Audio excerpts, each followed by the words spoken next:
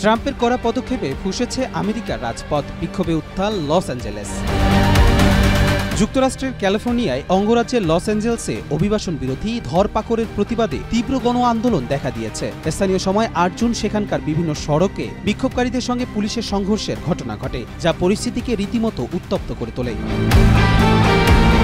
বিক্ষোভ দমাতে police কাঁদানে gas, ফ্ল্যাশব্যাং, grenade ব্যবহার করে। এদিকে প্রেসিডেন্ট ডোনাল্ড ট্রাম্পের নির্দেশে প্রায় ৩০০ ন্যাশনাল গার্ড সদস্যকে শহরের গুরুত্বপূর্ণ পয়েন্টগুলোতে মোতায়েন করা হয়। তবে ক্যালিফোর্নিয়ার ডেমোক্রেট গভর্নর এই মোতায়েনকে অসাংবিধানিক ও অনভিপ্রেত আখ্যা দিয়েছেন। বিক্ষোভকারীরা বিকেল ৩টা ৩০ মিনিটে শহরের কেন্দ্রস্থলে ১০১ ফ্রিওয়ে অবরোধ করলে যান চলাচল বন্ধ হয়ে পড়ে। ওয়ালটন টেলিভিশন মাত্র ২৫,৪৯০ টাকায় পাচ্ছেন গুগল টিভি। পুলিশের হস্তক্ষেপে বিকেল ৫টার মধ্যে সড়কটি মুক্ত করা সম্ভব হলেও আশেপাশের রাস্তায় বিক্ষোভ আরও ছড়িয়ে পড়ে।